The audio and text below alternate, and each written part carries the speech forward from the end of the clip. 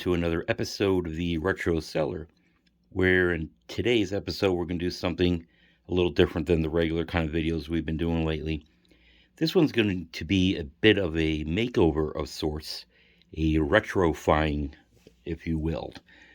Some of you may remember a review I did a while ago on this device called the Gamebox Hero Retro Gaming System, something I purchased online. It's actually a Raspberry Pi 3B Plus system, a bit dated. They have like a Raspberry Pi 4 now, which is way more capable than this is. But nevertheless, this was an amazing device that I play frequently. Has many different retro systems on it, thousands upon thousands of games. Had its pluses and minuses to it, but overall it reviewed rather well. But one thing, if I have any kind of criticism of it, it's always been this kind of generic case that it came in. Just a standard black thing with the various ports and whatnot on it, and this kind of crappy sticker on it.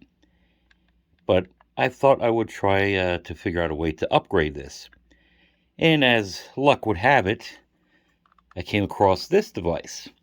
Well, not really a device, it's a case.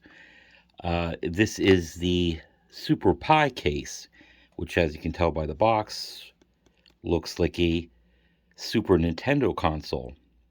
And it's a mini one, as it is, where the motherboard of the 3B Plus actually can fit inside of this. And one of the reasons why I settled on this one, because it does come in other varieties. The AliExpress store that I got it from, around $16, $17 I paid for it, also has a Sega Genesis version and a regular NES version of it. I've seen other things out there where you can get a PlayStation version of it, Super Famicom, different things you could get. But one of the reasons I settled on this is because my Gamebox Hero came with some wired controllers that are replicas of the Super Nintendo. So I figured I would get a Super Nintendo and kind of fit the theme. So basically what I'm going to do here is take the motherboard out of here, throw it in here, and do a little upgrade, and I figured I'd make a short little video on it. So why don't we open this up and see what's inside, and we'll quick speed through it. Won't be that long, but thought it'd be fun. So before we put this together, how about we just take a quick look at the box. As you can see up here, it says has functional power and reset button, functional LED power indicator, safe shutdown, safe reset. So the Gamebox Hero that I have had no way to really shut it down, no power function in the system itself, although there was a little power switch on the cord. There is nothing in the system itself where you could turn it on and off.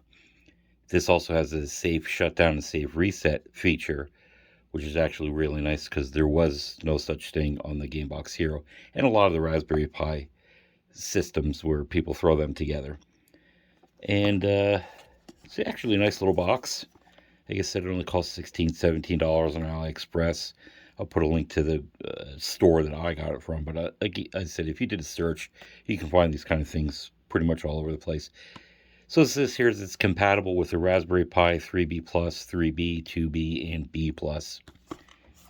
Not much else to it. So how about we open it up and see what we have inside.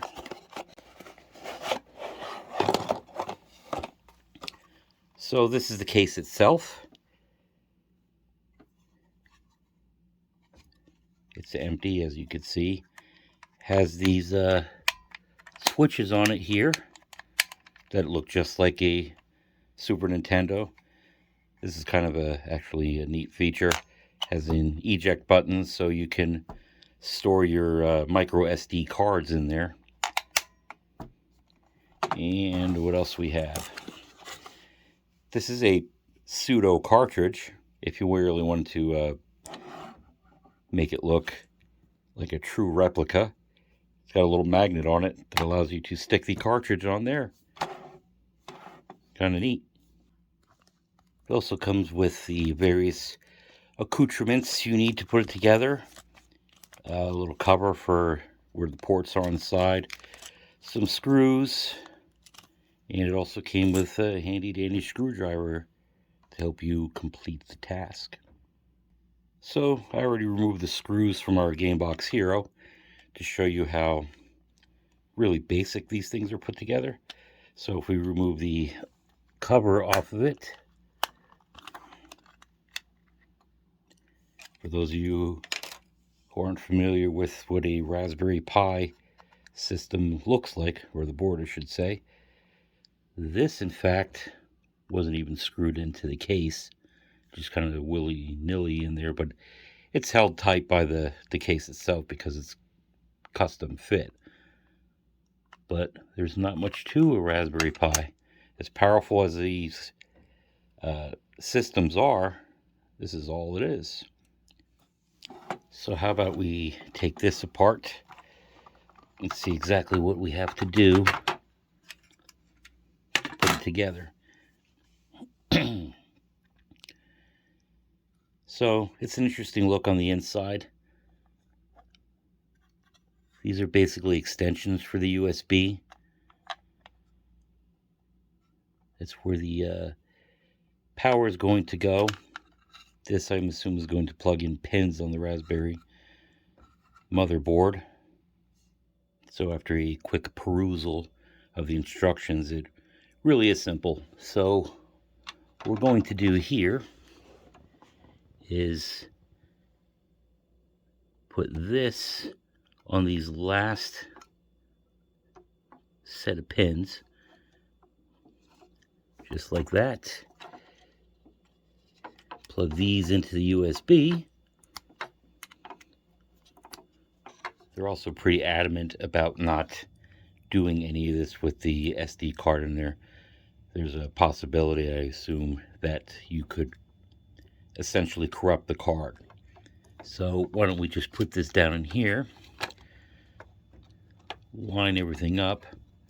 They also tell you not to put a screw into this here next to the power source, which, to be honest with you, I was already kind of fiddling around with it. The fit isn't exactly perfect for some reason, even though it does specifically say that this is suited for a 3B+. It doesn't line up the screw holes exactly. No matter how much you fiddle around with it, you can pretty much only line up 2 at a time. Doesn't quite fit there that you can line up that hole here, and as you can see there, that's not perfect. But as long as I could get the screws in these 2 holes to hold it steady, it'll still be more securely in here than it was in the Gamebox Hero. But that looks like it's pretty much it. When we get some of these screws and put them in there.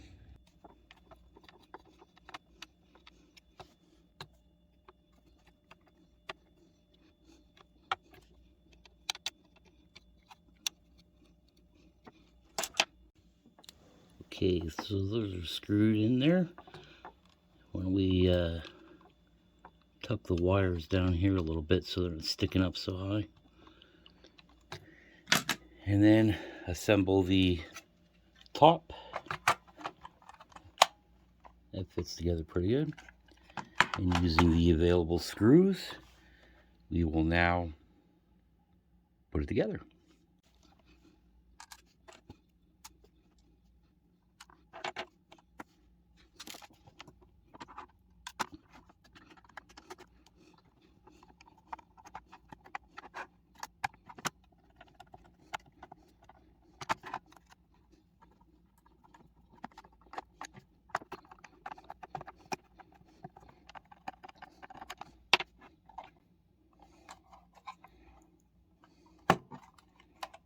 And there we go.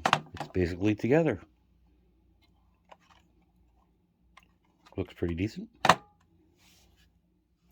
It's now safe to put the micro SD card in.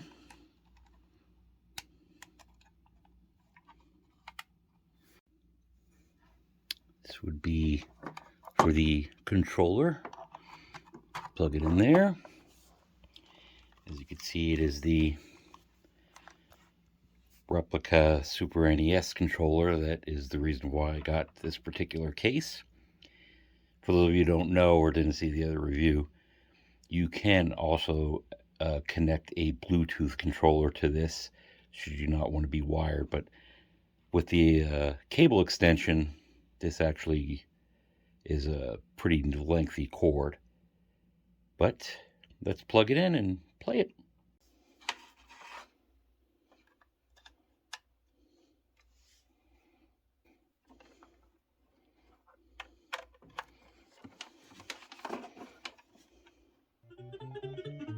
And there you have it. Our little Raspberry Pi Super Nintendo system, all retrofied. And that's it. That's our short little video on this. Hope you liked it. Please like, comment, subscribe, and we'll see you in the next video.